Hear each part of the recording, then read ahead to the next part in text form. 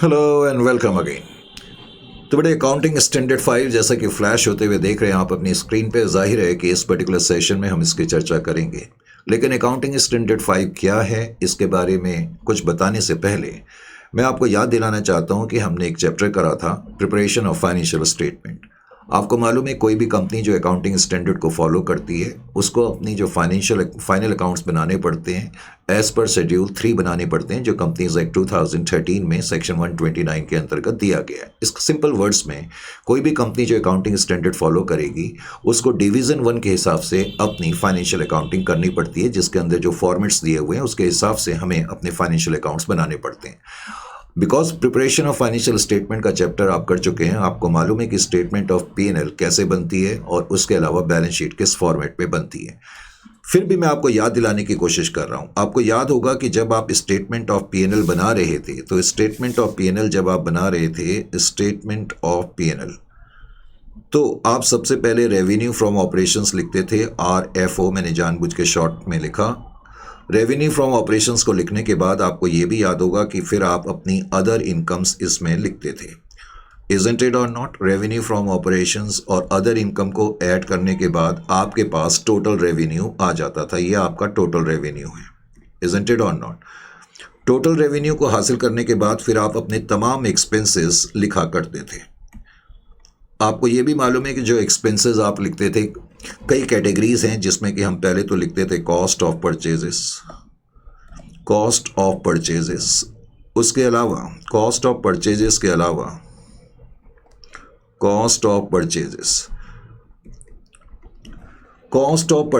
अलावा फिर हम जो लिखा करते थे दूसरे नंबर पर चेंजेस इन इन्वेंट्रीज। कुछ इस तरीके से आप अपनी फाइनेंशियल स्टेटमेंट बनाते थे, खासतौर से स्टेटमेंट ऑफ P&L। याद आ रहा है कि नहीं आ रहा? यस सर, हमें अच्छी तरह याद है।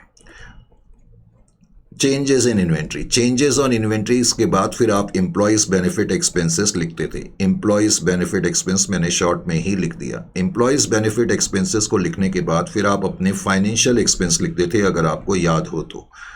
फाइनेंशियल एक्सपेंसेस को लिखने के बाद फिर आप अपने डेप्रिसिएशन एंड अमोर्टाइजेशन के खर्चे लिखते थे। मैंने D/A शॉर्ट में लिखा, डेप्रिसिएशन एंड अमोर्टाइजेशन, और उसके अलावा तमाम अदर खर्चे आप लिखते थे, अदर एक्सपेंसेस। ये सारे खर्चे के बाद आपके पास टोटल एक्सपेंसेस आ जाता था, और टोटल एक्सपेंस को टोटल रेवेन्यू में से माइनस करने के बाद आपके पास नेट प्रॉफिट आ जाता था। याद है या नहीं है? Right sir. अब मैं थोड़ा सा तुम्हें बताना क्या चाहता हूं कि ये जो नेट प्रॉफिट हमारे पास आ जाता है टोटल रेवेन्यू में से टोटल एक्सपेंसेस माइनस करने के बाद, ये जो नेट प्रॉफिट होता है इसमें से भी हम कुछ आइटम्स जो होते हैं, जैसे एक्सेप्शनल आइटम, EXCEPTIONAL, कुछ एक्सेप्शनल आइटम्स हो सकते हैं।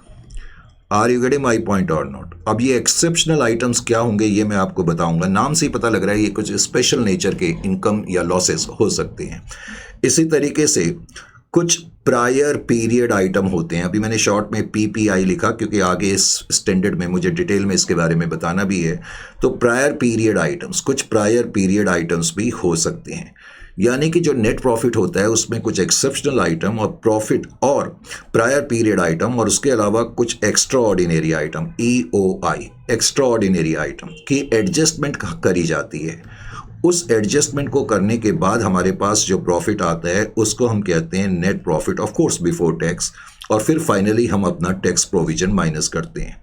Is it clear to you? फिर हम टैक्स प्रोविजन माइनस करते हैं और उसके बाद हमें पता लगता है कि जो नेट प्रॉफिट है फॉर द पीरियड कितना है। ये जो प्रॉफिट आता है इसको हम net profit for the period कहते हैं। आप नोट करें जो मैंने यहाँ पर ये चीज़ें लिखी हैं, exceptional item, prior period item और एक्स्ट्रा ऑर्डिनरी आइटम। बाद में हम देखेंगे, क्योंकि इस स्टैंडर्ड का ताल्लुक हम बाद में देखेंगे कि इन तमाम आइटम से भी है। सिंपल वर्ड्स में ये स्टैंडर्ड हमें कुछ गाइडलाइंस देगा कि अगर इन केस आपके कुछ एक्सेप्शनल आइटम्स हैं, कुछ प्रायर पीरियड आइटम है, कुछ एक्स्ट्रा ऑर्डिनरी आइटम है, तो उनकी अकाउंटिंग किस तरीके से करी जाएगी। तो अब हम थोड़ा सा इस स्टैंडर्ड के बारे में हल्का सा जान लें, क्योंकि अभी तक मैंने आपको स्टैंडर्ड के बारे में कुछ भी नहीं बताया है। अब स्टैंडर्ड को समझने के लिए आप मेरे साथ साथ थोड़ी देर के लिए लिखना पड़ता है, फिर ज़्यादा मैं लिखाने का आदी नहीं हूँ। तो जहाँ तक अकाउंटिंग स्टैंडर्ड AS5 का सवाल है, सबसे पहले तो आपको ये मालूम होना चाहिए कि AS5 का ताल्लुक किससे है। तो AS5, तो इसमें आप लिखना शुरू करें कि इट डील्स विद, वैसे तो सब लोगों को मालूम है लेकिन फिर भी इट डील्स विद, और आपके पास सब कुछ लिखा हुआ भी है, इट डील्स विद। अब समझने के लिए हम कह सकते हैं कि इट डील्स विद, ये कई चीज़ों से डील करता है। AS5 एक तो ये डील करता है net profit for the period, net profit for the period. और net profit for the period कैसे आता है ये मैंने अभी अभी हल्का सा तुम्हें बताया भी, net profit for the period से डील करता है। उसके अलावा ये स्टैंडर्ड प्रायर पीरियड आइटम से भी डील करता है, prior period item, prior period items, ये प्रायर पीरियड आइटम से भी डील करता है। उसके अलावा ये स्टैंडर्ड हम देखेंगे एक्स्ट्रा ऑर्डिनरी आइटम से भी डील करता है, EOI, एक्स्ट्रा ऑर्डिनरी आइटम। फिर उसके अलावा हम देखेंगे कि ये स्टैंडर्ड जो है चेंजेस इन अकाउंटिंग एस्टीमेट से डील करता है, changes in accounting estimates, changes in accounting estimates.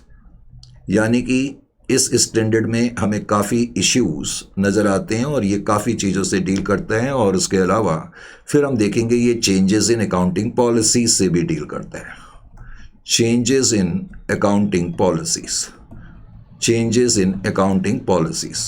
तो ये जो स्टैंडर्ड है आप देख रहे हैं कि एक तो net profit for the period, prior period item, extraordinary item, changes in accounting estimate, changes in accounting policy से डील करता है। पहले तो आपको ये बात इसमें मालूम होनी चाहिए। जब ये बात आपको पता लग गई तो दूसरा पॉइंट आपको क्या मालूम होना चाहिए कि जो नेट प्रॉफिट होता है, net profit for the period जो होता है, net profit for the period, net profit for the period, जो net profit for the period होता है, net profit for the period,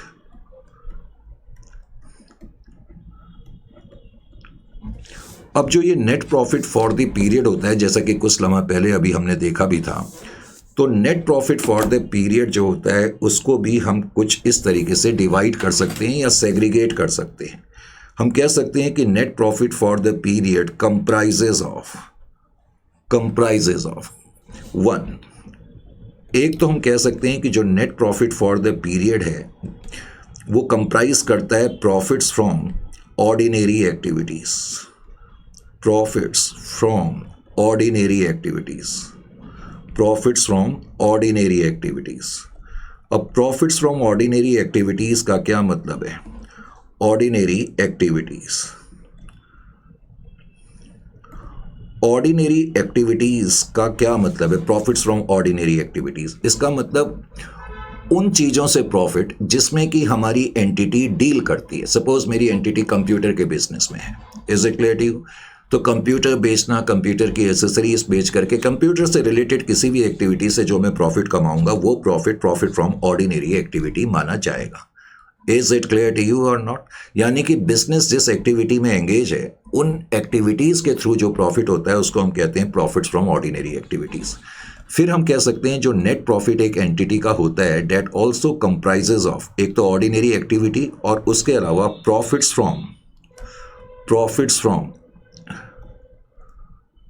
देखो जब मैं वर्ड प्रॉफिट्स कहता हूं तो ऑटोमेटिकली ये लॉसेस भी होता है, प्रॉफिट्स या losses. Is it clear to you?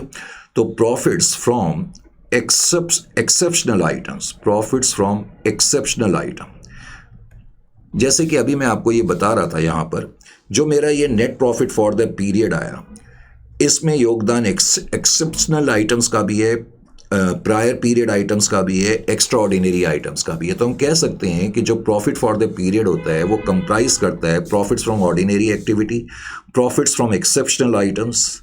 तो जो एक्सेप्शनल आइटम्स हैं इसके बारे में भी अभी मैं बाद में लिखाऊंगा, एक्सेप्शनल आइटम्स। और उसके अलावा जैसा कि मैंने बताया C, extraordinary item, profits from extraordinary item. तो एक एंटिटी का जो प्रॉफिट होता है हम उसको कह सकते हैं कि वो इतनी चीज़ों का कंप्राइज कर सकता है। Is it clear to you? अब जस्ट तुम्हें समझाने के लिए अभी मैंने ये भी बताया कि प्रॉफिट्स फ्रॉम ऑर्डिनरी एक्टिविटीज़ का क्या मतलब है। explanations.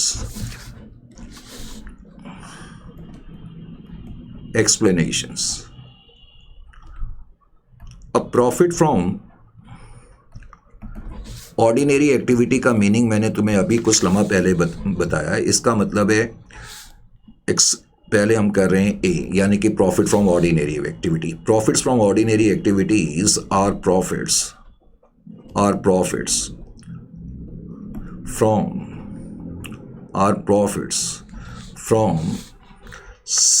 such activity or any activity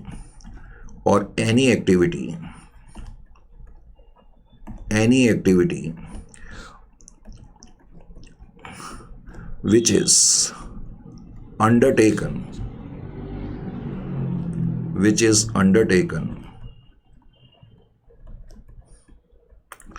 by an enterprise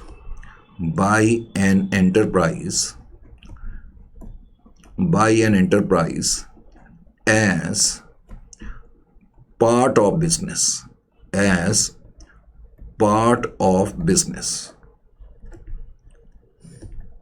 तो कोई भी ऐसी एक्टिविटी जो किसी एंटरप्राइज ने अपने पार्ट ऑफ बिजनेस की बनाई हुई है और उस एक्टिविटी से कोई प्रॉफिट होता है तो उसको हम कहते हैं कि वो बेसिकली ट्रेडिंग प्रॉफिट है। Is it clear to you? अब बारी आती है दूसरे की। दूसरा है बी, यानी कि प्रॉफिट्स या लॉसेस थ्रू एक्सेप्शनल आइटम्स। जरूरी नहीं है कि प्रॉफिट्स हो, लॉसेस भी हो सकते हैं। तो जहां तक एक्सेप्शनल आइटम्स का सवाल है, इसके अंदर आप लिखें ऑल्दो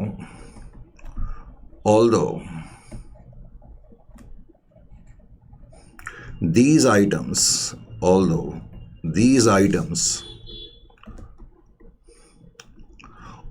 of income और एक्सपेंस, कुछ भी हो सकता है, इनकम और expense,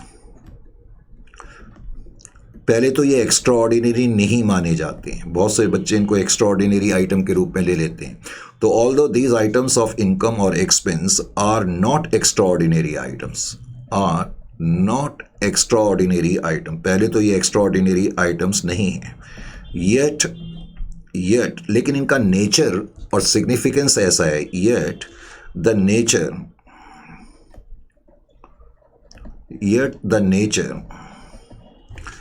and amount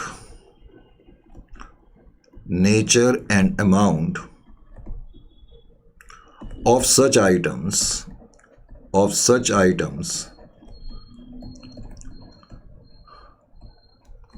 is considered relevant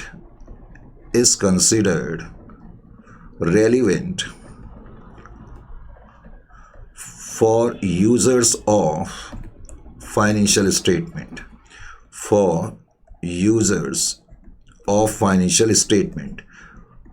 हालांकि ये एक्स्ट्राऑर्डिनरी आइटम्स तो नहीं हैं, लेकिन उसके बावजूद भी इनका नेचर ऐसा होता है कि ये माना जाता है कि ये जो भी पार्टीज हमारी फाइनेंशियल स्टेटमेंट में इंटरेस्ट रखती हैं, उनकी डिसीजन मेकिंग के लिए ये आइटम बहुत ज़रूरी है। इसीलिए स्टैंडर्ड क्या कहता है कि अगर किसी एंटिटी ने कुछ इनकम या लॉस हासिल करा है because of exceptional items, correct, तो हमें उसको अपनी फाइनेंशियल स्टेटमेंट में ऑन दी फेस दिखाना चाहिए। अब ऑन दी फेस का मतलब क्या है, जो शुरुआत में मैं आपको समझाने की कोशिश कर रहा था।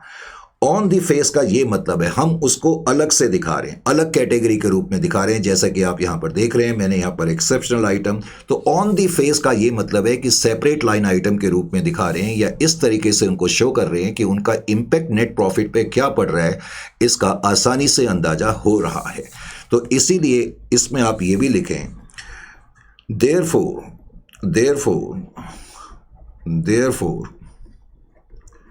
such items, तो स्टैंडर्ड क्या कहता है कि ये जो आइटम है, therefore such items should be presented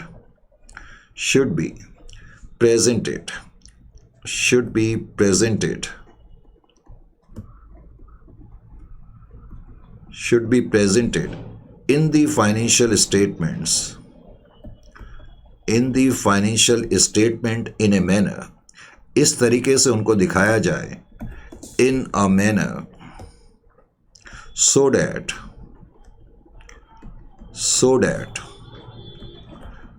their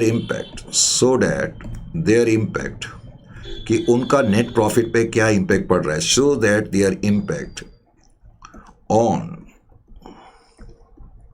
net profit for the period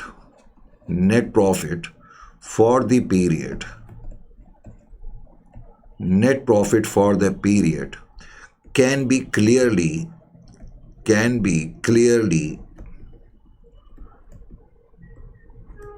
perceived का मतलब है आसानी से समझा जा सकता है। perceived सिंपल वर्ड्स में ऐसे आइटम को हमें सेपरेटली दिखाना चाहिए। अब जाहिर है कि मैंने अभी तक इसके एग्जाम्पल नहीं दिए। अब एक्सेप्शनल आइटम्स के कुछ एग्जाम्पल्स ये हैं। अब इनके एग्जाम्पल्स में आप जैसे कि write down of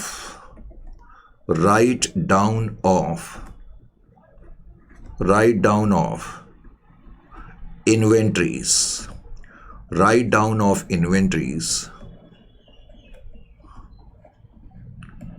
to net realisable value.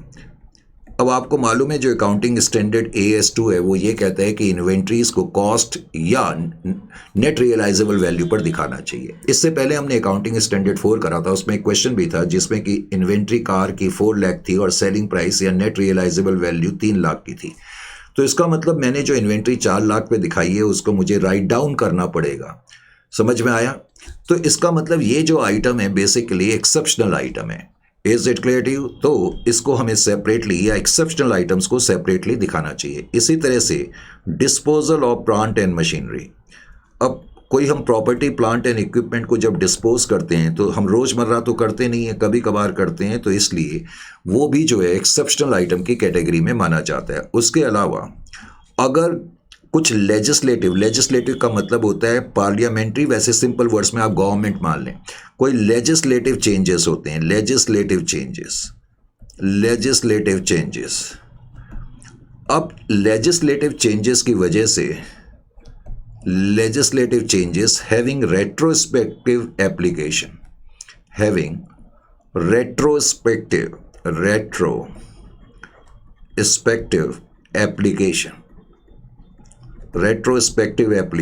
अब इसका क्या मतलब है?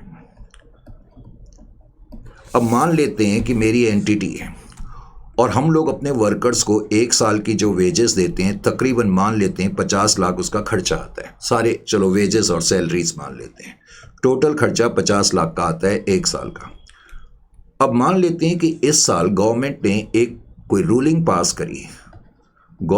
रूलिंग पास करी जिसके तहत तुम्हारी एंटिटी को वर्कर्स को कुछ ज़्यादा वेजेस देनी पड़ गई। रेट्रोस्पेक्टिव मान लेते गवर्नमेंट ने कहा कि हर तरह की एंटरप्राइज को पिछले 1 साल का बोनस करंट ईयर में देना पड़ेगा, यानी कि पिछले 1 साल का रेट्रोस्पेक्टिव, पिछले 1 साल का बोनस दोगे लेकिन करंट ईयर में दोगे। तो कोई ऐसा लेजिस्लेटिव चेंज जिसकी वजह से रेट्रोस्पेक्टिव एप्लीकेशन, रेट्रोस्पेक्टिव का मतलब है ये करंट ईयर है, अब ये लास्ट ईयर का वेजेस है क्योंकि हम करंट ईयर में पहुंच चुके हैं और गवर्नमेंट कह रही है कि लास्ट ईयर का वेजेस भी आपको, लास्ट ईयर का बोनस आपको देना है। अब उसकी वजह से लेट अस से 10 लाख का खर्चा बढ़ गया, यानी कि इस साल वेजेस और सैलरी का खर्चा 60 लाख आ जाएगा। तो यहाँ पर ये जो खर्चा बढ़ रहा है गवर्नमेंट की डिक्टेट या गवर्नमेंट ने नियम में कुछ चेंज करा जिसकी वजह से रेट्रोस्पेक्टिव एप्लीकेशन हुआ और करंट ईयर का खर्चा बढ़ गया। तो ये भी जो है बेसिकली क्या माना जाएगा? एक्सेप्शनल आइटम माना जाएगा। Is it clear to you? उसके अलावा लिटिगेशन सेटलमेंट, मान लेते हैं हमारा कोई केस वगैरह चल रहा था, लिटिगेशन का मतलब है कोई डिस्प्यूट वगैरह चल रहा था और उसकी सेटलमेंट हमने करंट ईयर में करी है, तो वो भी एक्सेप्शनल आइटम की कैटेगरी में लाया जाएगा। तो अब आपको समझ में आना चाहिए, इसका मतलब कोई भी एक्सेप्शनल आइटम है उसका अकाउंटिंग ट्रीटमेंट मेनली तुम्हें मालूम होना चाहिए। स्टैंडर्ड ये कहता है कि उसको हमें इस तरीके से अपने P&L में दिखाना है कि उसका इम्पैक्ट करंट ईयर के प्रॉफिट पर क्या पड़ रहा है वो साफ झलक जाए। उसके अलावा एक्स्ट्रा ऑर्डिनरी आइटम्स के बारे में भी आपको मालूम होना चाहिए। अब वैसे तो आपको मालूम ही है कि एक्स्ट्रा ऑर्डिनरी आइटम्स क्या होते हैं, और इनके बारे में भी अकाउंटिंग स्टैंडर्ड वही कहता है जो थोड़ी देर पहले मैंने आपको लिखाया था एक्सेप्शनल आइटम्स के बारे में, जहां तक ट्रीटमेंट का सवाल है। तो एक्स्ट्राऑर्डिनरी आइटम्स का मतलब है आइटम्स और एक्टिविटीज, एक्स्ट्राऑर्डिनरी आइटम्स या activities are those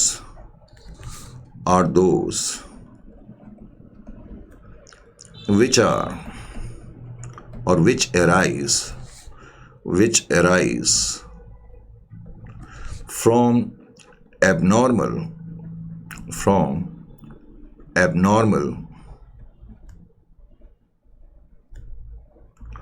or unusual events, or unusual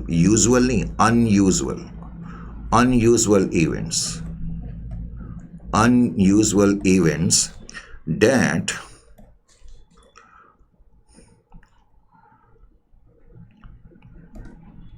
lie outside the range of, और वो ऐसे अनयूजुअल इवेंट्स होते हैं जो नॉर्मल कोर्स ऑफ बिजनेस में नहीं होते हैं, date lie outside the range of ordinary activities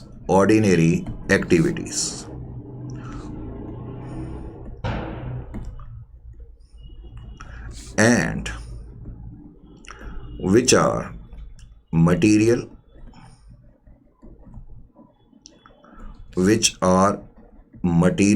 और ये मटेरियल होते हैं, इंपॉर्टेंट होते हैं, सिग्निफिकेंट होते हैं, which are material and expected not to occur frequently, और इनकी बार बार होने की संभावना नहीं होती, and expected not to occur frequently, तो इनके बार बार होने की संभावना नहीं होती, बल्कि बहुत रेयरली ये होते हैं। Is it clear to you? अब स्टैंडर्ड इसके बारे में भी वही कहता है जो थोड़ी देर पहले मैंने कहा, जहां तक ट्रीटमेंट का सवाल है। Extraordinary item should be presented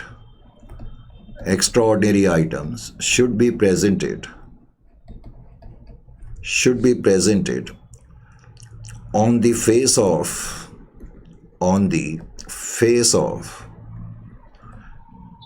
statement of P&L in such a manner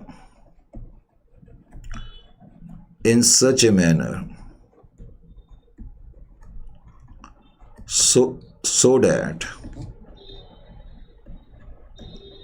their impact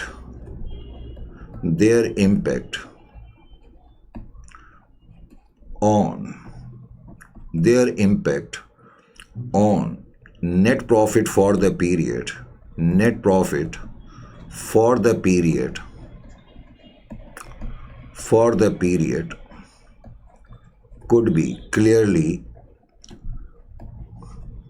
could be clearly perceived, कि उनका क्या इफेक्ट पड़ रहा है करंट ईयर के प्रॉफिट पर, उसको क्लियरली समझा जा सके। यानी कि वही अकाउंटिंग ट्रीटमेंट का जहाँ तक सवाल है, एक्स्ट्राऑर्डिनरी आइटम का बाद में हम देखेंगे, प्रायर पीरियड आइटम का और एक्सेप्शनल आइटम का, उसके बारे में स्टैंडर्ड यही कहता है कि उनको हमें ऑन दी फेस दिखाना है इस तरीके से कि उनका इफेक्ट जो नेट प्रॉफिट पे पड़ रहा है वो आसानी से समझा जा सके। Is it clear to you और नॉट? अच्छा जी, इसके भी कुछ एग्जाम्पल आपको मालूम होने चाहिए। तो इसके जो एग्जाम्पल्स हैं एक्स्ट्राऑर्डिनरी आइटम के, बता सकते हैं आप क्या क्या एग्जाम्पल्स हैं? क्या एग्जाम्पल्स हैं बताएं फटाफट, कोई एक आध तो बता दें। चलो पहले मैं बताता हूं, फिर मैं आपसे पूछूंगा। अटैचमेंट, क्योंकि आप जो मुझे बताओगे वो सुने सुनाए हैं। Attachment ATTA, attachment of property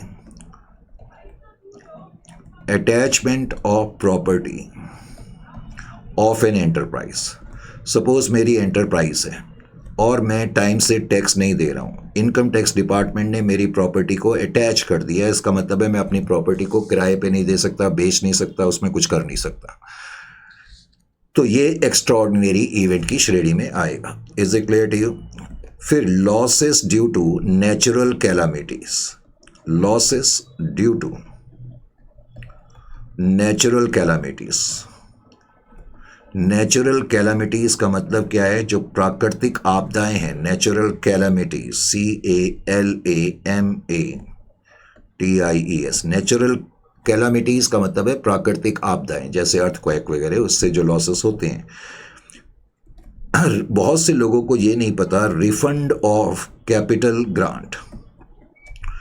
अगर गवर्नमेंट ने किसी कैपिटल एसेट को खरीदने के लिए कोई ग्रांट दी है, आपको मालूम है जब गवर्नमेंट कोई ग्रांट देती है तो उसके पीछे कुछ ना कुछ कंडीशन अटैच कर देती है, और अगर हम उन कंडीशंस का वायलेशन करेंगे तो गवर्नमेंट के पास ये हक रहता है कि दी हुई ग्रांट को वापस ले ले।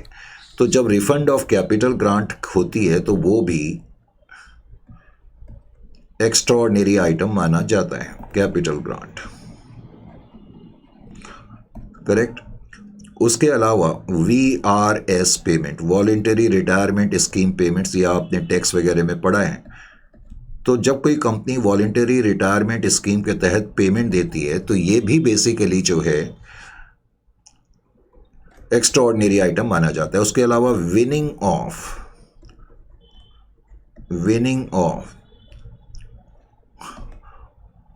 अ लॉन्ग पेंडिंग सूट, कोई हमारा बहुत पुराना डिस्प्यूट चल रहा था, अचानक उसका फैसला आ गया और हमारे हक में आ गया, लॉन्ग पेंडिंग सूट, तो ये भी एक तरीके से एक्स्ट्राऑर्डिनरी, ये इनकम मानी जाएगी extraordinary. Is it clear to you? ये एग्जांपल्स आपको मालूम होने चाहिए अच्छी तरह से। Is it clear to you और नॉट? यहाँ तक करने के बाद फिर आपको क्या मालूम होना चाहिए, थोड़ा सा प्रायर पीरियड आइटम के बारे में भी मैं बता दूँ। प्रायर पीरियड आइटम्स, थोड़ा सा मैं प्रायर पीरियड आइटम के बारे में मैंने अभी तक बताया नहीं है, तो prior period item,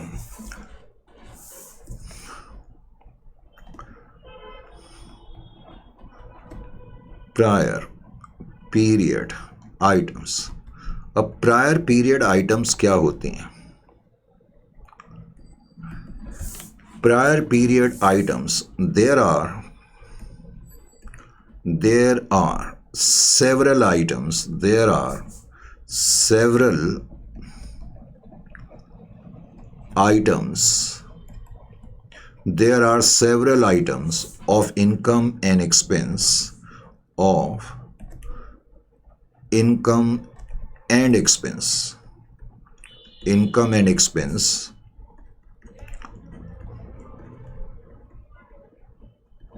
which arise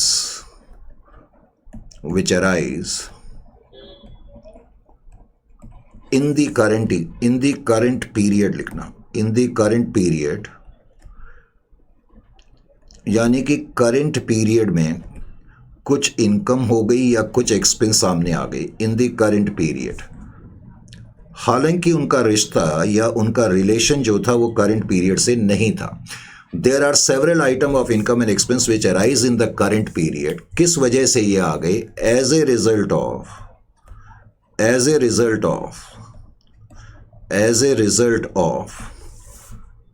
result of one और मोर एरर्स या मिस्टेक्स, एरर्स और मिस्टेक्स और omissions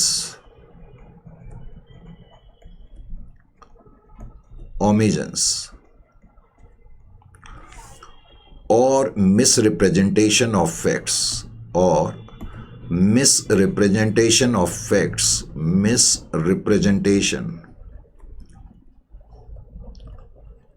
facts, misrepresentation of facts in the prior period। क्योंकि जो करंट पीरियड है उसके पहले के पीरियड में हमने कुछ मिस्टेक कर दी, कुछ गलतियां कर दी, कुछ एरर्स कर दी या कुछ ओमिशंस कर दी, उनकी वजह से ये इनकम या एक्सपेंस का आइटम करंट पीरियड में सामने आ रहे हैं। इनको हम कहते हैं प्रायर पीरियड आइटम। इन दी प्रायर पीरियड,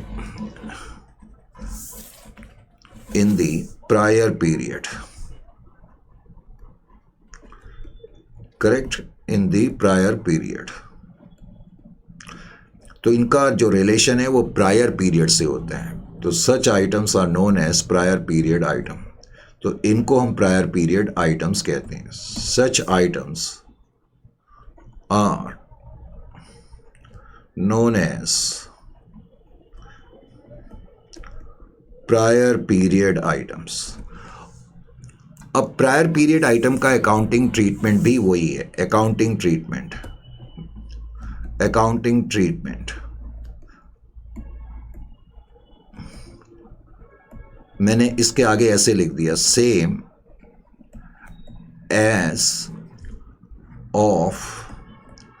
इससे पहले मैंने अभी आपको क्या लिखा रहा था, मैं इससे पहले मैंने आपको लिखाया था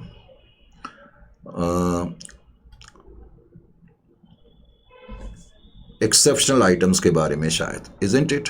एक्सेप्शनल आइटम, एक्स्ट्राऑर्डिनरी आइटम्स के बारे में लिखाया था। तो आप लिख लें same as of extraordinary item, यानी कि इसमें भी वही सेंटेंस मैं लिखूंगा कि जो प्रायर पीरियड आइटम है उनको हमें अपनी फाइनेंशियल स्टेटमेंट में डिस्क्लोज करना चाहिए इस तरीके से कि नेट प्रॉफिट पर करंट पीरियड का जो प्रॉफिट है उस पर क्या असर पड़ रहा है वो आसानी से एनालाइज या परसीव करा जा सके। तो वही इसका भी अकाउंटिंग ट्रीटमेंट है।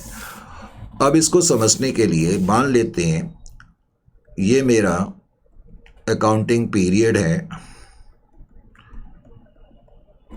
1/4/2026 से लेकर के 31/3/2027 का, ये मेरा अकाउंटिंग पीरियड है। और मेरा करंट अकाउंटिंग पीरियड जो है, मान लेता हूँ मेरा करंट अकाउंटिंग पीरियड जो है वो 1/4/2027 से स्टार्ट हो रहा है, 1/4/2027 से, और ख़त्म हो रहा है 31/3/2028 को। ये करंट अकाउंटिंग पीरियड है। हम ये भी मान लेते हैं कि लास्ट ईयर कुछ कैश एम्बेजलमेंट हुआ। एम्बेजलमेंट का मतलब है हेरा फेरी। Cash embezzlement, EMBEZZLEMENT, embezzlement.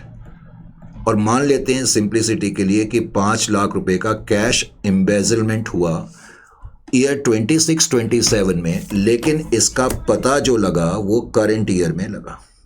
इसका पता जो लगा करंट ईयर में लगा, यानी कि करंट ईयर में ये खर्चा या लॉस हमारे सामने आ गया, लेकिन इसका जो रिलेशन है वो प्रायर पीरियड आइटम से है, पिछले सालों से, करंट पीरियड के पहले के सालों से, इजंट इट और नॉट? तो अब करंट पीरियड में मुझे कैश एम्बेजलमेंट दिखाना पड़ेगा, no doubt about that, 5 lakh रुपए का। इसको मैं करंट ईयर के प्रॉफिट एंड लॉस अकाउंट में दिखाऊंगा, लेकिन इस तरीके से दिखाऊंगा कि नेट प्रॉफिट पर इसका क्या फर्क पड़ रहा है ये आसानी से समझा जा सके, यानी कि मुझे इसको सेपरेट लाइन आइटम के रूप में दिखाना पड़ेगा। इसी तरीके से मान लेते हैं कि ये अकाउंटिंग पीरियड है 1/4/2026 का, और ये है, पहले तो ख़त्म हो रहा है 31/3/2027 को, और करंट अकाउंटिंग पीरियड 27-28 है, मान लेते हैं। मानने में क्या हर्ज है? 1/4/2027 ये करंट अकाउंटिंग पीरियड स्टार्ट हो रहा है, यहाँ ख़त्म हो रहा है 31/3/2028 को, current accounting period. Is it clear to you? अब आपको मालूम है कि कोई भी एंटिटी है, मान लेते हैं कोई एंटिटी है, उसको टैक्स भरना है, तो वो अपना प्रोविजन फॉर टैक्स बनाएगी। मान लेते हैं 26-27 की टैक्स लायबिलिटी के लिए इस एंटिटी ने प्रोविजन फॉर टैक्स बना करके रखा 5 लाख का। तो 5 लाख का प्रोविजन फॉर टैक्स बनाया गया। अब आपको मुझसे ये बेहतर मालूम है क्योंकि टैक्स तो आप पढ़ते हैं, आपको मालूम है कि 26-27 का टैक्स जो है उस एंटिटी ने अपने हिसाब से सोचा कि टैक्स लायबिलिटी 5 लाख की आएगी, लेकिन एक्चुअल लायबिलिटी तो नेक्स्ट ईयर ही पता लगती है ना। तो अब मान लेते हैं कि करंट ईयर में पता लगा कि जो एक्चुअल टैक्स लायबिलिटी है 26-27 की, एक्चुअल टैक्स लायबिलिटी ऑफ 26-27 हमें करंट ईयर में पता लगी, तो और मान लेते हैं कि पता लगा कि एक्चुअल टैक्स लायबिलिटी 6 लाख की आ रही है। इनकम टैक्स अथॉरिटीज़ ने कहा जी 5 लाख नहीं है, आपकी टैक्स लायबिलिटी 26-27 की 6 लाख है, यानी कि इस साल मुझे अब 1 लाख रुपए का टैक्स और देना पड़ेगा। तो लेकिन ये भी प्रायर पीरियड आइटम माना जाएगा। Is it clear to you और नॉट? तो ये बातें आपको इस स्टैंडर्ड में अच्छी तरह से मालूम होनी चाहिए। इन चीज़ों के अलावा आपको मालूम क्या होना चाहिए इस स्टैंडर्ड का, जहाँ तक सवाल है, मैंने बताया था, आपको याद होगा, मैंने शुरू में बताया था कि ये स्टैंडर्ड जो है चेंजेस इन एस्टीमेट से भी डील करता है। तो changes in estimates, changes in estimates, changes in estimates, अब ये स्टैंडर्ड चेंजेस इन एस्टीमेट से भी डील करता है, करेक्ट। अब जहां तक चेंजेस इन एस्टीमेट का सवाल है, तो चेंजेस इन एस्टीमेट में हमें क्या करना होगा ये समझने के लिए 5 मिनट का हम थोड़ा सा ब्रेक लेंगे और उसके बाद इसको अभी जारी रखेंगे। क्लास अभी जारी है, ठीक है।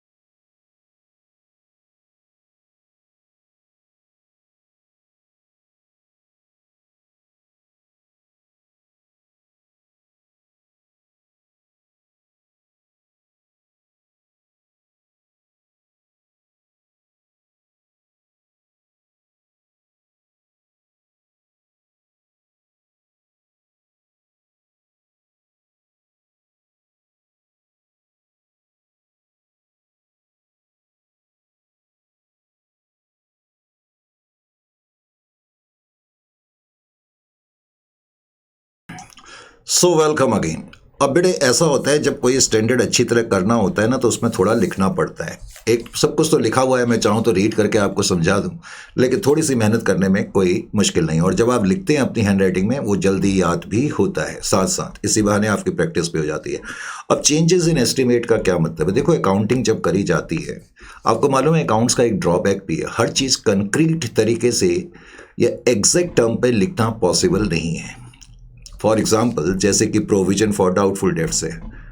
अब मेरे डेटर्स 5 लाख के हैं। अब कुछ प्रोविजन मुझे बनाना है, लेकिन मैं एग्जैक्टली कितना प्रोविजन बनाऊं? तो इसका मतलब अकाउंट्स में एस्टिमेशन का, जजमेंट्स का, सर्कमस्टेंसेस का बहुत यूज़ होता है। अब जाहिर है कि इन सर्कमस्टेंसेस में, जजमेंट्स में टाइम पीरियड के बाद कुछ चेंजेस आते रहते हैं, तो हमें अपने एस्टिमेट्स को चेंज करना पड़ता है। तो ये स्टैंडर्ड हमें कुछ गाइडलाइंस देता है कि अगर हमारी एस्टिमेशन में कुछ चेंजेस आएंगी तो उसका किस तरीके से अकाउंटिंग करी जाएगी। तो पहले तो आप लिखें as a result of, as a result of, as a result of. बहुत से बच्चों को लिखने में थोड़ी प्रॉब्लम होती है, मुझे मालूम है। As a result of the uncertainties, as a result of the uncertainties, as a result of uncertainties in business, क्योंकि बिजनेस अपने आप में अनसर्टन है। आपको मालूम ही है कि बिजनेस में रिस्क लिए जाते हैं और बड़ा अनसर्टन इन्वायरमेंट होता है। As a result of uncertainties in business, many financial items, many financial items, तो बहुत से फाइनेंशियल आइटम्स जो हम लिखते हैं वो एस्टिमेशन के हिसाब से लिखते हैं। Many financial items are, many financial items are measured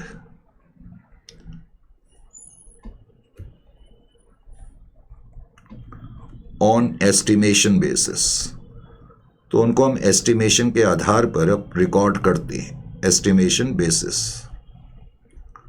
isn't it और नॉट?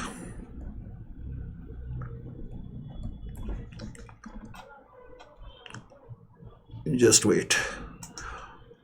अब जब एस्टिमेट करते हैं तो एंटिटी अपने पास्ट एक्सपीरियंस का यूज़ करती है, करेक्ट, अपने कस्टमर्स के पास रिकॉर्ड्स का भी इस्तेमाल करती है, अपने जजमेंट्स का भी इस्तेमाल करती है। सिंपल वर्ड्स में एस्टिमेशन के बेसिस पर हम बहुत से आइटम फाइनेंशियल स्टेटमेंट्स के लिखते हैं। अब होता क्या है कि जैसे जैसे टाइम बीतता है हमें अपनी एस्टिमेशन को रिवाइज भी करना पड़ सकता है।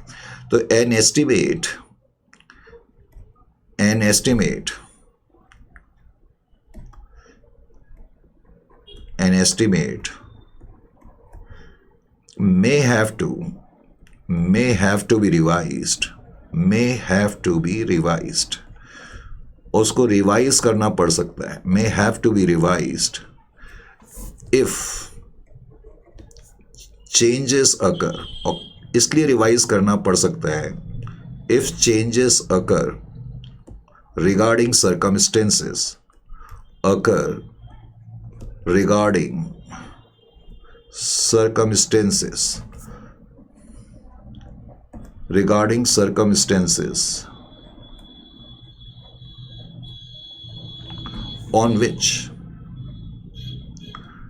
estimation was based, on which estimation was based। For example, मैंने पहले प्रोविजन फॉर डाउटफुल डेट्स बना करके रखा था 1 लाख रुपए का ही, क्योंकि मुझे लग रहा था जिस कस्टमर को मैंने सामान बेचा है अभी वो लॉसेस से गुजर रहा है।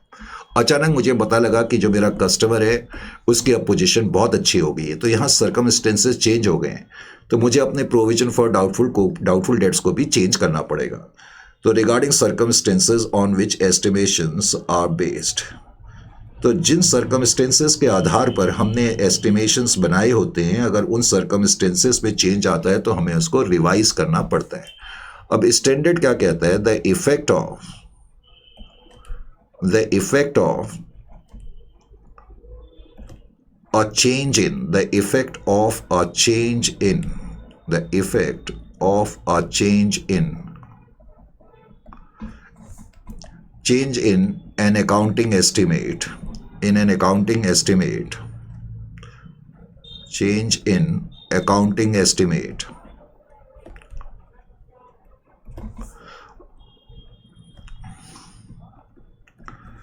Should be. तो अकाउंटिंग एस्टिमेट में अगर कुछ चेंज आता है तो शुड बी इंक्लूडेड, उस चेंज को हमें इंक्लूड करना चाहिए, should be included in the financial statements for determination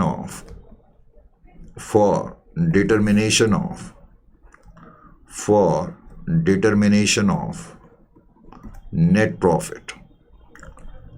profit और लॉस फॉर द पीरियड। इसका मतलब बेसिकली ये है। Is it clear to you और नॉट? अब जैसे चेंज इन एस्टिमेट के एग्जाम्पल्स हैं, एग्जाम्पल provision for doubtful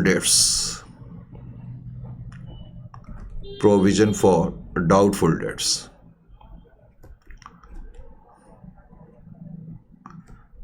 या डेप्रीशिएशन। जैसे पहले आप 10% के हिसाब से डेप्रीशिएशन बना रहे थे, अब आपने डिसाइड करा कि हम 15% के हिसाब से डेप्रीशिएशन बनाएंगे, correct?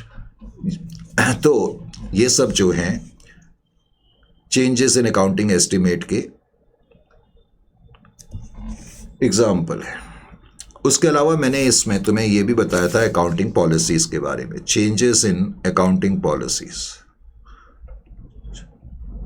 Changes in accounting policies. पहले तो स्टैंडर्ड ये कहता है कि अकाउंटिंग पॉलिसी जहां तक हो सके एक बार जो अपना ली गई है उसको चेंज नहीं करना चाहिए। स्टैंडर्ड पहले तो ये कहता है, लेकिन चेंज लाए जा सकते हैं पॉलिसी में, correct? A change in accounting policy, standard ये भी कहता है कि पहले तो जहां तक हो सके अकाउंटिंग पॉलिसीज को यूनिफॉर्म रखा जाए, लेकिन अकाउंटिंग पॉलिसी में चेंज लाए जा सकते हैं। ए change in accounting policy, A change in accounting policy should be made only, should be made only if adoption of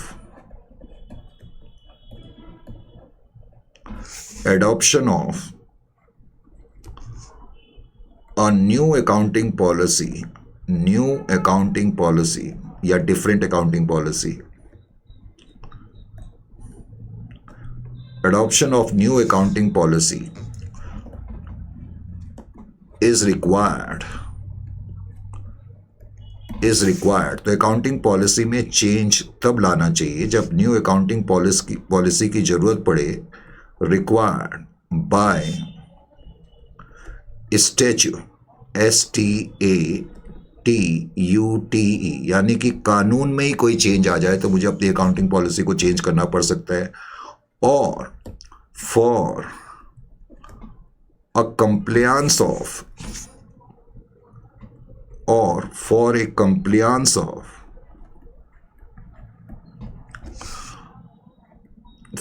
accounting standard,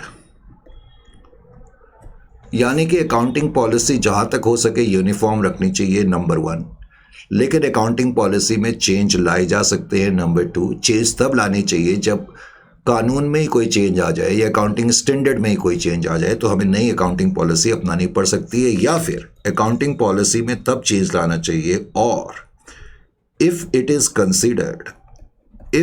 considered कि नई पॉलिसी को अपना करके, नई अकाउंटिंग पॉलिसी को अपना करके हम अपने अकाउंटिंग रिजल्ट्स को और भी अच्छी तरीके से प्रेजेंट कर सकते हैं। इफ इट इज कंसीडर्ड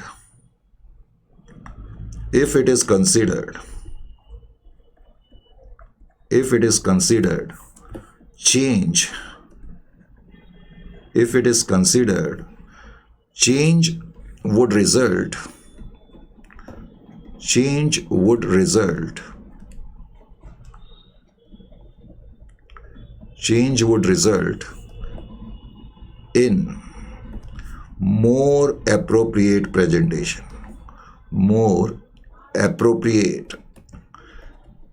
यानी कि हमारी एंटिटी को लगता है कि चेंज को अपना करके हम ज़्यादा बेहतर तरीके से अपनी फाइनेंशियल स्टेटमेंट को प्रेजेंट कर सकते हैं। More appropriate presentation of financial statements,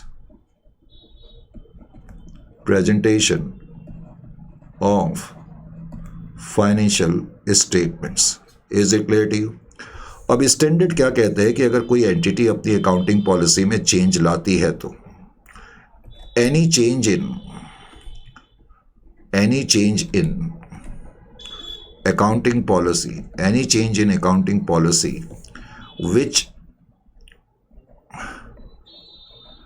which has material effect,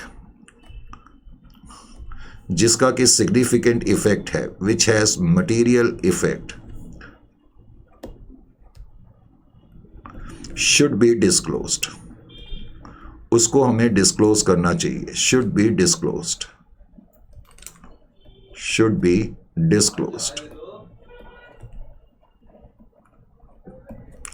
Is it clear to you? तो ये स्टैंडर्ड है और स्टैंडर्ड का लास्ट पार्ट ये भी है डिस्क्लोजर से। तो स्टैंडर्ड जो AS5 है वो ये कहता है डिस्क्लोजर।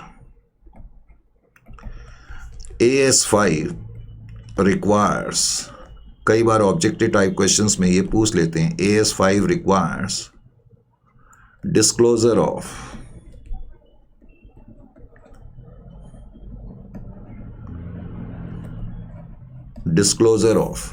किस चीज का disclosure? A, prior period item, prior period items का डिस्क्लोजर होना चाहिए। B, extraordinary items. C, changes in estimates.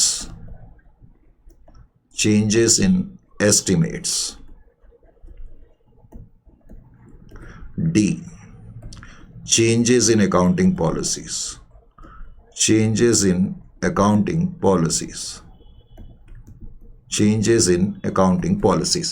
इन सब के डिस्क्लोजर की जरूरत पड़ती है।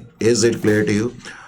अच्छा जी, अब इसको करने के बाद वैसे तो मैंने कॉम्प्रिहेंसिवली इतना करा दिया कि मुझे कुछ और कराने की ज़रूरत ना पड़े, लेकिन फिर भी अब क्वेश्चन नंबर 1 को देखें जहाँ तक AS5 का सवाल है। वो कहता है while preparing it's financial statement final accounts for the year ended 31/3/2024 clear sky limited created a provision for doubtful debts at the rate of 2% on debtors. A few weeks later, the company found that payments from some of the major debtors were not forthcoming. तो कोई company है तो उसने decide करा कि हम 2% का provision बनाएंगे अपने डेटर्स के खिलाफ। केवल 2% के प्रोविजन की हमें ज़रूरत है क्योंकि उनको लगता होगा कि डेटर्स मोस्टली पैसा पे कर देते हैं। लेकिन बाद में कंपनी ने देखा कि उनको जो पेमेंट्स है वो उस हिसाब से नहीं मिल रही है। So consequently, as a result, company decided to increase the provision to 10% on debtors as on 31/3/2024. तो कंपनी ने डिसाइड करा कि हम अपने जो डेटर्स है उनके खिलाफ जो हमारा प्रोविजन पहले 2% का था अब हम उसको 10% का कर देंगे। पहले तो ये जो केस है it is a case of change in estimate. समझ में आया? और मैंने तुम्हें बताया था कि any change in accounting estimate which is expected to have material effect in the current period should be disclosed and quantified further. If a change in estimate is expected to have material effect in the later period should also be disclosed and quantified. यानी कि जब भी आप change in estimate के बारे में लिखेंगे आप दो चीज़ें लिखेंगे। नंबर 1 कि अगर कोई एंटिटी अपने अकाउंटिंग एस्टिमेट में चेंज लाती है और उस चेंज का जो असर है करंट पीरियड में ही पड़ रहा है तो उसको हम करंट पीरियड में ही डिस्क्लोज करेंगे एंड क्वांटिफाई भी करेंगे। क्वांटिफाई का मतलब है उसके न्यूमेरिकल वैल्यू से पता लगेगा कि पहले प्रोविजन इतना था अब इतना प्रोविजन बना रहे हैं, नंबर 1। और नंबर 2, अगर उस चेंज का इफेक्ट जो है बाद के पीरियड में पड़ रहा है तो उसको भी हमें डिस्क्लोज एंड क्वांटिफाई करना पड़ेगा। अगर करंट पीरियड में पड़ रहा है तो करंट पीरियड का ही हमें क्या बोलते हैं क्वांटिफाई करना पड़ेगा, डिस्क्लोज करना पड़ेगा। अगर बाद के पीरियड में भी उसका इफेक्ट पड़ रहा है, करेक्ट, तो ऐसे सिचुएशन में जनरली जब हम प्रोविजन फॉर डाउटफुल डेट्स वगैरह बनाते हैं तो उसका इफेक्ट करंट पीरियड में ही पड़ता है, लेकिन वैसे कह रहा हूं अगर बाद के पीरियड में पड़ेगा तो उसको भी डिस्क्लोज एंड क्वांटिफाई करना पड़ेगा। तो चेंज इन एस्टिमेट के केस में आपको अकाउंटिंग ट्रीटमेंट ये मालूम होना चाहिए। फिर कह रहा है company finds that stock sheet of 31/3/2024 did not include 2 pages containing details of inventory worth ₹20 lakh. इसका क्या मतलब हुआ, पहले तो इसका मतलब समझना पड़ेगा। वो कहता है कोई कंपनी है, जब उस कंपनी का अकाउंटिंग ईयर 31/3/2024 को ख़त्म हुआ, 31/3/2024 को ख़त्म हुआ, तो कंपनी की जो स्टॉक शीट थी उसमें 2 पेजेस थे जिसमें कि 20 लाख की इन्वेंट्री लिखी हुई थी, उसकी डिटेल्स नहीं है। यानी कि उन 2 पेजेस में 20 लाख की इन्वेंट्री की डिटेल्स थी, लेकिन वो 2 पेज हमने इंक्लूड नहीं करे। तो इंक्लूड नहीं करे तो उसका इनडायरेक्टली क्या मतलब हो गया कि जो क्लोजिंग स्टॉक हमने 31/3/2024 को लिखा होगा वो 20 लाख से कम लिखा होगा, वो हमने 20 लाख से कम लिखा होगा। तो अब जब मैं करंट पीरियड में आऊँगा, अब मेरा करंट पीरियड जो स्टार्ट होगा, जाहिर है कि वो 1/4/2024 से स्टार्ट होगा और 31/3/2025 को ख़त्म होगा। जब मैं करंट ईयर के फाइनेंशियल स्टेटमेंट्स बनाऊंगा तो करंट पीरियड की फाइनेंशियल स्टेटमेंट में मैं अपना जो ओपनिंग स्टॉक है, क्योंकि मैंने पहले जो क्लोजिंग स्टॉक कंप्यूट करा था वही ओपनिंग स्टॉक मैंने यहाँ लिखा होगा, और हमें मालूम है कि जो लास्ट ईयर का क्लोजिंग स्टॉक है 20 लाख से कम लिखा है, तो मुझे अपने ओपनिंग स्टॉक को 20 लाख से बढ़ाना पड़ेगा ताकि करंट ईयर का करेक्ट प्रॉफिट हासिल करा जा सके। तो बेसिकली ये प्रायर पीरियड आइटम है, क्योंकि लास्ट ईयर से रिलेटेड इंफॉर्मेशन का खुलासा करंट ईयर में हो रहा है। तो as per AS5, omission of 2 pages containing details of inventory worth ₹20 lakh is a prior period item. तो ये प्रायर पीरियड आइटम है, मैंने कहा।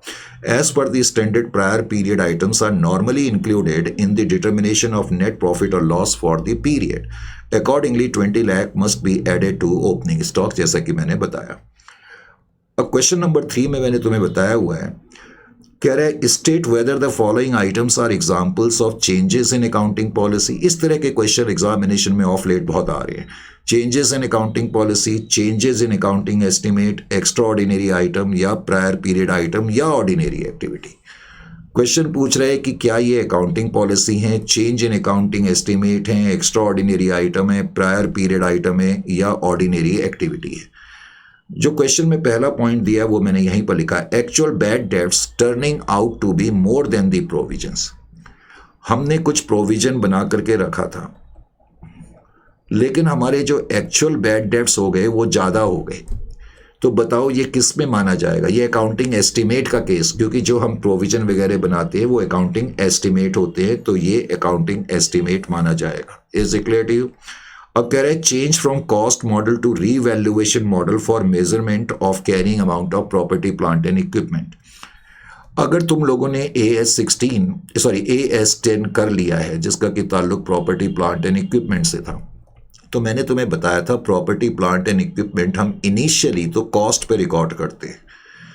इनिशियल रिकॉर्डिंग जो होती है उसकी कॉस्ट पे होती है, और जो सब्सिक्वेंट रिकॉर्डिंग होती है, तो मैंने तुम्हें बताया था ये स्टैंडर्ड चॉइस देता है कि सब्सिक्वेंट रिकॉर्डिंग एंटिटी जो है कॉस्ट पर भी कर सकती है या रीवैल्यूएशन मॉडल पर भी कर सकती है। अब इस क्वेश्चन में क्या कह रहे हैं कि कोई एंटिटी है वो कॉस्ट से रीवैल्यूएशन मॉडल पे जाना चाहती है, तो ये अकाउंटिंग पॉलिसी का केस है। यानी कि पहले हमारी पॉलिसी ये थी कि हम कॉस्ट पे रिकॉर्ड करेंगे, अब हम रीवैल्यूएशन मॉडल पे जाते हैं, तो चेंज इन अकाउंटिंग पॉलिसी का केस हो जाएगा। इसी तरह government grants receivable as compensation for expenses, मैंने अभी तुम्हें बताया था रिफंड ऑफ गवर्नमेंट ग्रांट या कोई ग्रांट जो हमें मिलती है कंपनसेशन के लिए, ये एक्स्ट्रा ऑर्डिनरी आइटम माना जाता है। अब ये थोड़ा सा टफ है, treating operating leases as financial leases, लेकिन अगर तुम ध्यान से सुनोगे समझोगे तो तुम्हारी को समझ आ जाएगा कि क्या ट्रीटमेंट। कभी कभी एग्जामिनेशन में एकदम से याद नहीं आता कि इसको क्या ट्रीट करें। वो कह रहा है कि तुम लोग अभी तक कोई, जहाँ तक लीजेस का सवाल है, मैंने AS19 में आपको बताया हुआ है कि जो लीजेस होती हैं 2 तरह की होती हैं, फाइनेंस लीजेस, ऑपरेटिंग लीजेस। तो लीजेस अभी तक आपने कोई आइटम लीज पे दिया होगा जिसको आप ऑपरेटिंग लीज के रूप में ट्रीट कर रहे थे, लेकिन अब उसको तुम फाइनेंस लीज में तुमने डिसाइड करा कि हम ट्रीट करेंगे।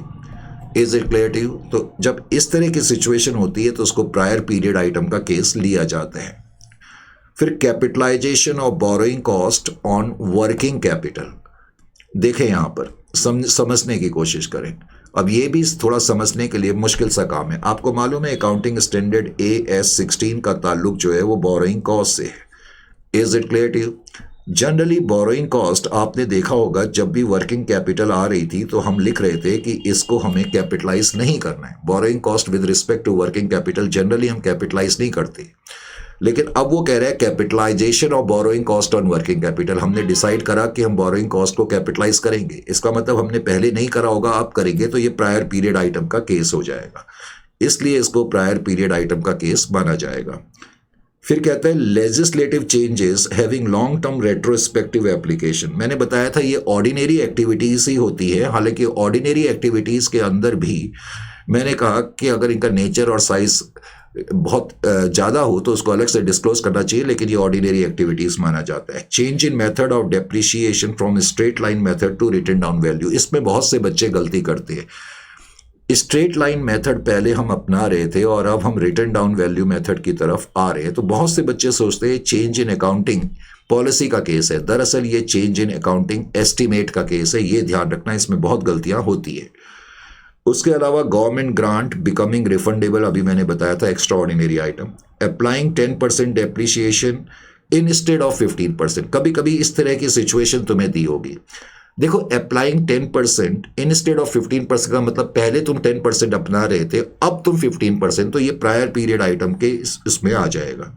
Changes in useful life of the asset, अब तुम्हें मालूम है यूजफुल लाइफ भी एस्टिमेशन के आधार पर होती है, तो जब हम यूजफुल लाइफ को चेंज कर रहे हैं तो ये चेंज इन एस्टिमेट का केस माना जाएगा। Is it clear to you? अच्छा जी। उसके अलावा क्वेश्चन नंबर 4 में क्या कहता है? कहता है T Q cycles limited is in the manufacturing of cycles a labour intensive manufacturing sector. वो क्या कह रहा है कि जो टी क्यू साइकिल्स लिमिटेड नाम की कंपनी है वो बाईसाइकिल बनाती है और बाईसाइकिल बनाने में लेबर का ज़्यादा यूज होता है। आगे उसने क्वेश्चन में ये भी लिखा कि in April 2022 the government enhance the minimum wages payable to worker with retrospective effect from 1 January 2022। अब वो कह रहा है इन अप्रैल 2020, 1 अप्रैल 2022 को 1 अप्रैल 2022 को गवर्नमेंट एक प्रोविजन लेकर के आई, correct.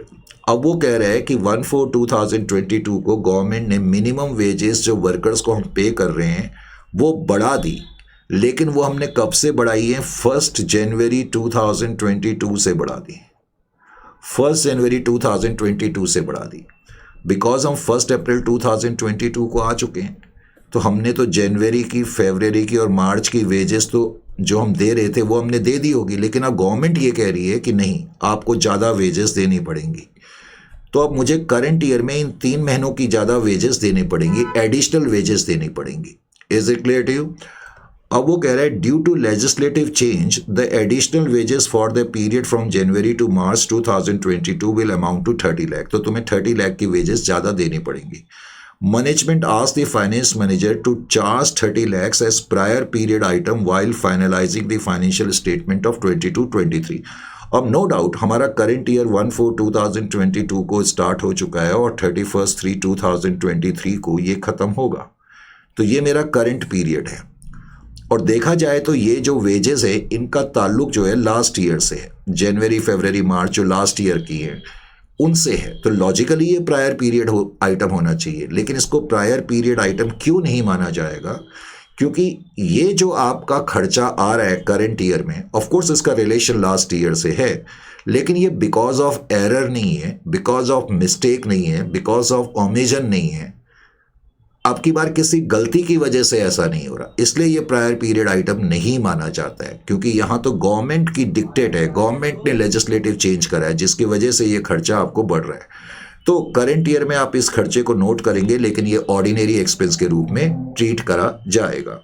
Further, the finance manager is of the view that this amount being abnormal should be disclosed as an extraordinary item in the profit and loss account for the financial year। ये तो financial manager कह रहा है कि इसको prior period item के रूप में और एक्स्ट्राऑर्डिनरी आइटम के रूप में दिखाया जाए, लेकिन ऐसा कुछ नहीं होगा। The finance manager is incorrect in treating increase in extraordinary item। तो इसको एक्स्ट्राऑर्डिनरी आइटम या प्रायर पीरियड आइटम नहीं मानना है। As per AS5 prior period items are income और expense which arise in the current year as a result of errors और omissions in the what we call preparation of financial statement of one or more of earlier periods। पुरानी जो हमने periods में financial statement बनाई है, अगर उनमें कुछ एरर्स या मिस्टेक की वजह से करंट ईयर में कोई इनकम अराइज हो रही है या कोई खर्चा अराइज हो रहा है, तब वो प्रायर पीरियड आइटम माना जाता है. The term does not include other adjustment necessitated by the circumstances. यानी कि अगर किसी और वजह से करंट ईयर में कोई इनकम और खर्चा अराइज हो रहा है लेकिन मिस्टेक से नहीं हो रहा या कोई एरर से ओमिशन से नहीं हो रहा, तो तब उसको प्रायर पीरियड आइटम नहीं माना जाता है. तो इस केस में it is given that revision of wages took place in 1 April 2022 with retrospective effect from 1 January 2022. तो therefore wages payable for the period from January to March 2022, पिछले 3 साल की वेजेस हमें अब एक्स्ट्रा देनी पड़ेंगी जो कि करंट ईयर में देनी पड़ेंगी, can not be taken as prior period item. इसको प्रायर पीरियड आइटम के रूप में नहीं लिया जाएगा और full amount of wages payable to be worker will be treated as an expense and will be charged to profit and loss account as normal expense. यानी कि इसको नॉर्मल एक्सपेंस के रूप में तुमने ट्रीट करना है. Is it clear to you? तो ये एक्स्ट्रा ऑर्डिनरी एक्सपेंडिचर नहीं है. उसके अलावा एक क्वेश्चन और है जिसको तुम्हें कर लेना चाहिए, एटलीस्ट एक क्वेश्चन, और आंसर्स मैंने इसके दिए हुए. तो इस तरह के क्वेश्चन एग्जामिनेशंस में आजकल बहुत आ रहे हैं, जैसे क्वेश्चन नंबर 5 है, जैसे क्वेश्चन नंबर 3 है. तो ये है आपका अकाउंटिंग स्टैंडर्ड AS5. तो मिलते हैं नेक्स्ट सेशन में किसी और स्टैंडर्ड के साथ. टिल देन टाइम टू से गुड बाय.